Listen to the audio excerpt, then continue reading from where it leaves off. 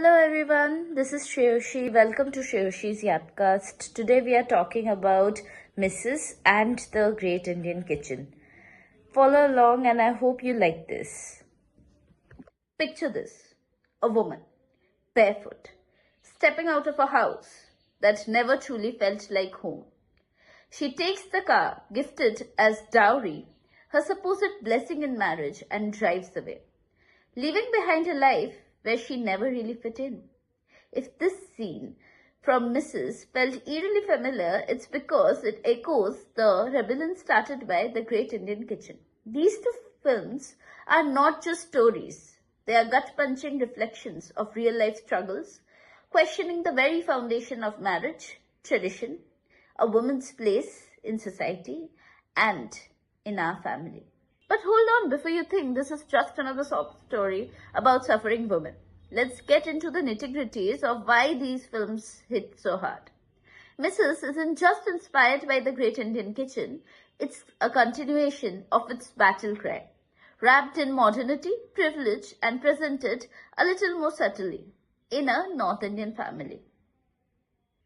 The domestic cage, different cultures, same chains. In both The Great Indian Kitchen and Mrs., the protagonists are trapped in rigidly orthodox modern households, set in different cultural backdrops. However, they carry the same essence, where traditions dictate every aspect of their existence, from the way she cooks to how she must purify herself after her periods.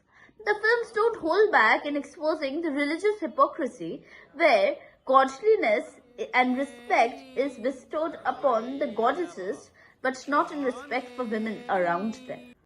One of the most haunting figures in the household is the mother-in-law. She toils away in silence, never seen outside the house, never voicing her own desires. She's a ghost of a woman, a cautionary tale of what happens when obedience becomes a way of life. Her presence is a reminder that the protagonist is not the first woman to suffer within these walls. More importantly, she is the precedent, the living proof that obedience is expected, that questioning is unwelcome. She doesn't speak much, but her existence speaks volumes. Sex, desires, and the unspoken rules. Let's talk about the elephant in the room, sex. Both films subtly but effectively address the suffocating silence around female desire. In The Great Indian Kitchen, intimacy is not about love or connection. It is just another chore, a duty, a transaction. The film's refusal to romanticize marital sex between the couple makes it all the more unsettling. Mrs. approaches this differently but with the same devastating impact. The protagonist's growing dissatisfaction isn't just emotional, it's physical too. She begins questioning, why is a woman's pleasure never prioritized? Why is desire a dirty word when spoken by a wife, but celebrated when it belongs to a man? Her journey isn't just about escaping a suffocating marriage, it's about reclaiming her body, her choices, and her right to feel.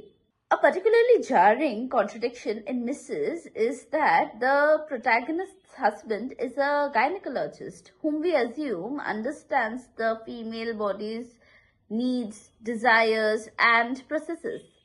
Yet, he insists that she does not enter the kitchen or cook any food under the guise of being caring and progressive, however, reinforcing regressive beliefs under the same roof where he practices modern medicine.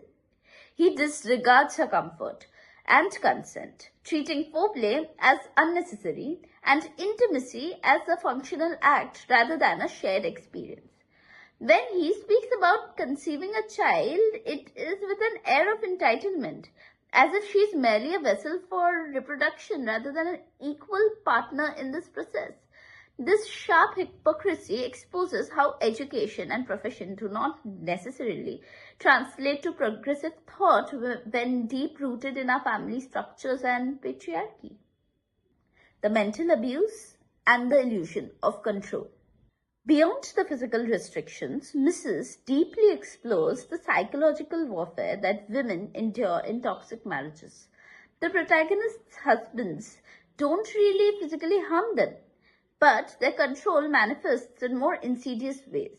Gaslighting, emotional guilt tripping, and invalidating their feelings at every turn. They decide what's appropriate for them, subtly undermining their decisions, their concerns, and make them question their own self-worth. When Richa expresses frustration, she is met with dismissiveness or worse, blame. The manipulation is so expertly disguised as concern that it takes her time to recognize it for what it is: abuse. His control extends to every aspect of her life: her body, her career, her independence. Every time she tries to assert herself, he finds a way to make her feel selfish, as if wanting basic respect is an unreasonable demand. The slow realization of this mental prison is what ultimately drives her to leave, not just the physical space of the house, but the emotional shackles that have kept her caged for so long. The struggles for career and the passive-aggressive patriarchy. One of the most striking aspects of Mrs. is how it highlights the silent yet crushing ways in which a woman's career is undermined. The protagonist is not outright forbidden from working, but her ambitions are treated as secondary, optional at best, and an inconvenience at worst. Her father-in-law embodies this quiet but effective oppression. He doesn't yell, he doesn't demand, but through his passive-aggressive remarks, he disapprovingly glances. And the way he subtly prioritizes household duties over her career, he ensures that she understands her place. Every time she carves out time for work, there is a harmless interruption, a guilt trip about neglecting family, a comment about how a woman's true responsibilities lies at home. It's a masterclass in how patriarchal control operates in modern households, not through outright bans, but through an endless, exhausting erosion of autonomy.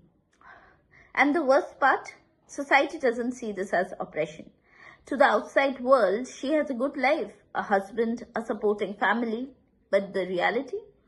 She is fighting for every inch of space she can claim for herself and be herself.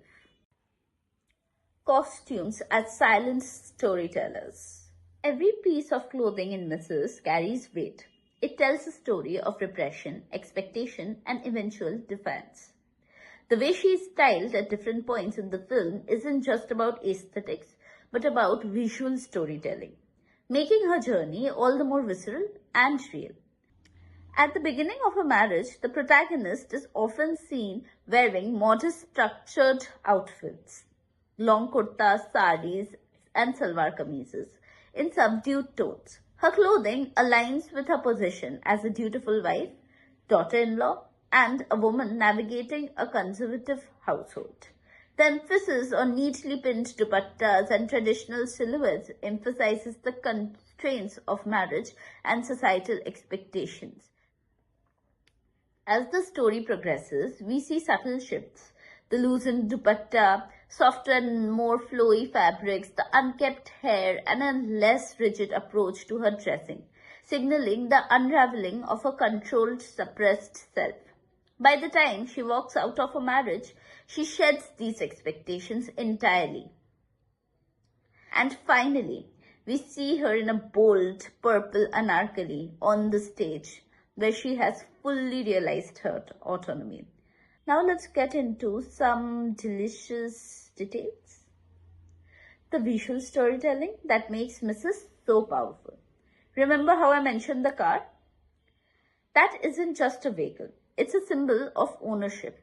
It was given to her husband's family as part of her dowry, a transaction that reduced her worth to material assets. But in the final act, she takes that very car and leaves. That's not just rebellion, that's poetic justice. And let's not forget the bare feet. Walking out without slippers is more than just a moment of dramatic flair. its vulnerability, its pain. It's centuries of women walking on metaphorical and sometimes literal fire to earn the right to exist on their own terms. And the Great Indian Kitchen have been branded as feminazi propaganda movies by Twitter experts. And it is expected. Of course, women around us should be obedient enough to stick to lives they didn't choose or want. They should stick to pleasing a well-educated man-child who of course cannot order food or pick up laundry but deserves full case, and a child. Of course, women should cater to traditions of not eating or drinking water during Karwa Chauth, remaining pure until their marriage, using silbatta to make chutneys, and not have respect, boundaries, or independence. These films do exist to make some people take up arms using a keyboard. But more importantly, they exist to provide courage to imagine that maybe, just maybe, the narrative for the next generation will be different. Our daughters will lead a different life. These films are made for dreamers who hope that someday you will join them and the world will be a fairer one, an equal one.